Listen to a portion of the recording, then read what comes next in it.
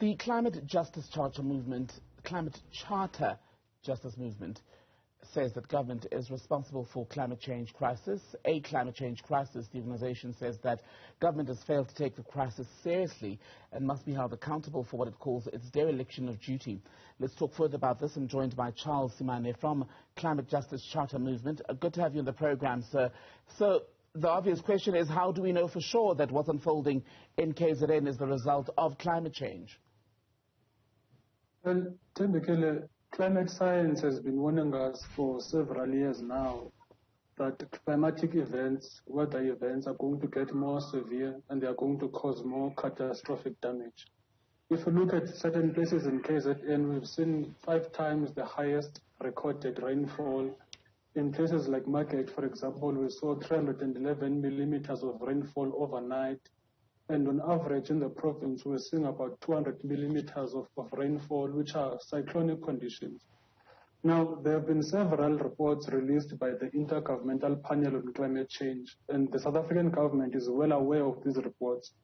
For example, the last 3 that have been released in this 6th cycle of reporting, the one that came out last year, the Physical Basis of Climate Change report, made it very clear that rainstorms are only going to get worse. We are going to see severe weather, more climatic conditions. The impacts, adaptation, and vulnerability report emphasized the same thing when it came out this year in February. And then in March this year, we had the mitigation of climate change report, which basically said it's now or never to cut our carbon emissions and that we are living in times of do or die. So the South African government is well aware that what is happening in the province of KwaZulu-Natal is as a result of the climate crisis. It's been exacerbated by climate change, but the government has done nothing about it. When you say the government has done nothing about it, the South African government has been quite big in its participation at the climate conferences, even when one was hosted in Durban about a decade ago. So South Africa was quite dedicated, according to government itself, to making sure that a proper agreement had come out of that. Even in Glasgow at the end of last year, we saw much of the same as far as the messaging from South Africa and how seriously it believes climate should be taken, the issue of climate change should be taken. Where are the lapses in the response, according to you? Well, if we are going to judge government on the basis of theatrics, then they should get a medal. However, if you look at on the ground at what they've done to respond to the climate crisis, you will find that they've absolutely failed to deal with it. One, they've failed to improve early warning systems. You had the South African Weather Service, for example, caught unaware of how much rain we were going to see in the province of KwaZulu-Natal. They've failed to improve capacity of state services in terms of responding to the climate crisis. They've failed to build climate-resilient infrastructure, such as widening floodplains, such as informing the populations about flood lines. And if you look at the legislation that the country is currently working on, they are currently working on the Gas Amendment Bill. They are currently working on the Upstream Petroleum Development Bill. Right now, ministers are pushing hard for more coal exports. They are pushing hard for dangerous nuclear. So the South African government approach to the climate crisis has been nothing more than theatrics and mere show. If you look at what they've done concretely, they have not addressed the issue of the climate crisis. Now, if I can just take you at some of the calls that you've been making to the government. In 2018, for example, the Climate Justice Charter Movement and 60 of our allies, we called on the government to have an emergency sitting of parliament to discuss the vulnerabilities and shocks our country will face as we live in a world of 1.5 degree increase in temperatures. We were ignored by the state.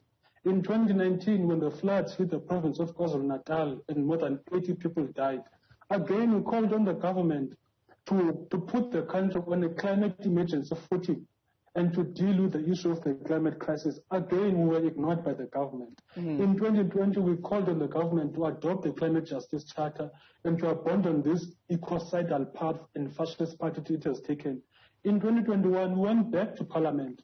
We presented before Parliament a climate science document prepared by the leading climate scientists in South Africa, which was warning us about what will happen, where are the vulnerable areas, and what are the climate shocks that we are going to see. Again, the government totally ignored us. So we are now saying enough is enough. It's time to hold the government accountable. We have had enough of this theatrical approaches to the climate crisis. The time for talk is over. This cannot be reduced to mere talk, because people are dying on the ground. Families are grieving. Those grieving families in KZN, they don't want to be visited by president and the ministers. They want their loved ones to live. And in order for their loved ones to live, the government has to take the climate crisis seriously. And Charles, when you talk about taking accountability for what you've termed a dereliction of duty by the South African government, what should taking accountability look like?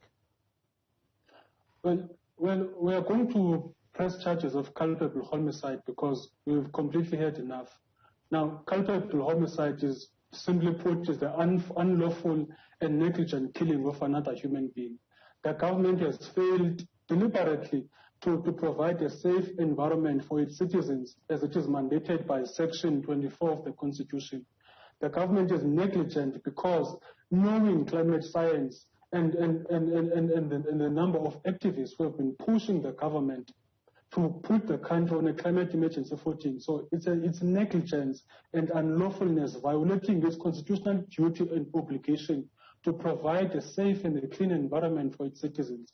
Now we believe it's time to hold the government to account and to press culpable homicide charges, because we can no longer just be passing condolences to the bereaved, because climate science is clear. What we are seeing now, it's only going to get worse. We are still going to see more floodings in KZN. We are going to see more droughts that are following thereafter.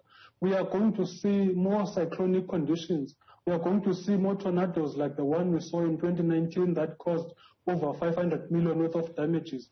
We have to be prepared, and by being prepared, that means we must put the country on a climate emergency footing. And we are not seeing that from government, despite the theatrics in international stages and despite the theatrics and the empty talk that we've been seeing from the president. And I'm interested in the issue of these charges which you want brought against the government then for what you said is culpable homicide, you believe, which has been committed as far as the alleged dereliction of duty by the South African government on issues of climate change. When would you be looking to do that? Today. We've started today. We are targeting, we are targeting police stations, but we know that when we open a charge at a station level, sometimes 6 months later, you can find that there has been no progress. So we are not going to only go to police stations. We are going to directly go to the commissioner of police. So we are going to take this to the highest level. So our activists all around the country, we are going to local police stations. We are going to put pressure even on the National Police Commissioner, because we have to take action. Now, technically, the fact that citizens have to resort to litigation which is a protracted and expensive process in order to get the government to listen, it is that on its own is an indictment of failure on the part of the government. That on its own is a violation of our constitutional rights, because we have the right to be listened to by the state.